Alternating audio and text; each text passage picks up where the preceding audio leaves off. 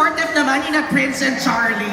Sobra! Tapos, Diba? tingnan mo, ang gaganda, ang gwapo. Yes! Prince at ni Charlie. Ikaw pinakamaganda. Ako yung nanay dito, guys. Ay, parang hindi naman totoo. Parang magkakaedad lang kayo. Thank you so much. You're so nice. Thank you. And nga pala, first of all, Happy Chicken Inasal Festival. Happy Chicken in a Yes. Festival! Mga Please go kapuso. ahead. Greet everyone here in Bacolod. Ayan. Friends, go ahead. Would you like to greet the Yes, Happy Bacoleños? Chicken Inasal Festival, Bacolod! Woo! Charlie! Happy Chicken in a Festival, Evan! Yes. Siyempre, Max, go ahead. Greet the Bacoleños. Happy Chicken in a Festival sa inyong lahat. Maraming salamat. We love you guys! And speaking of chicken inasal, ang rinig ko kanina daw nakapag-chicken inasal na kayo. At mamaya.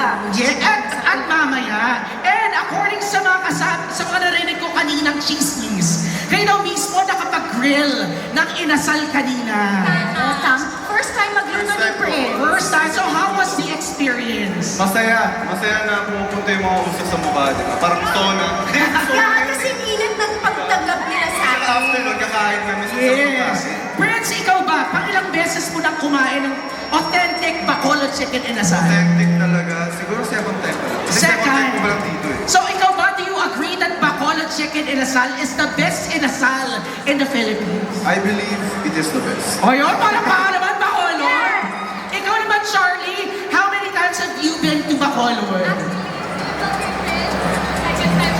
Actually, same like your Prince, this is my second time, but it's my first time with him here, yes. So, pag second time mo din, makatikim ng authentic chicken inasal. Exactly. And from 1 to 10, how would you rate your inasal experience? Parang, it's a 10 out of 10 naman. Ayun, diba? 10! Perfect Pero score! parang dahil niluto ko siya kanina, medyo 12 out of 10. Mas lalo sumarap dahil ikaw mismo nagluto. Yes po. Yes. And of course, ako naman na very beautiful Max Collins. Max, alam mo ba kanina, ang dami dito sinabi nila talagang nag-travel na sila just to see you. Meron dyan. Ayan. Diba? All the way from Iloilo. Thank you so much. Hashtag sana all. Supportive. Ayan. And of course, Max, eto itatanong ka lang. Yes.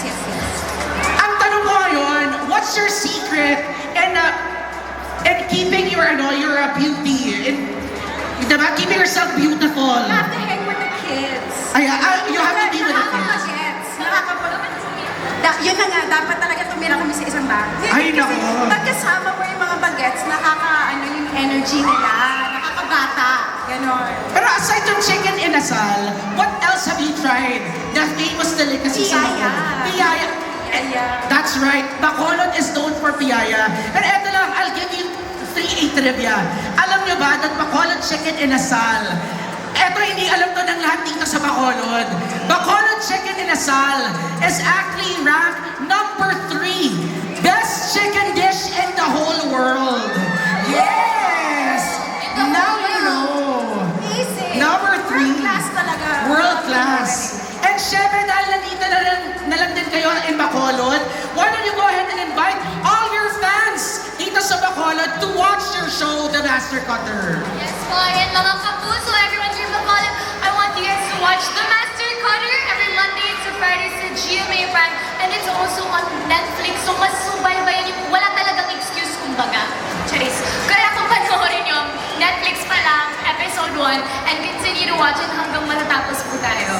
Yes, Prince? Mga puso, sana subaybayan po natin ang The Master Cutter Monday to Friday. And syempre, starring the one and only Mr. Ding Dong Dantes.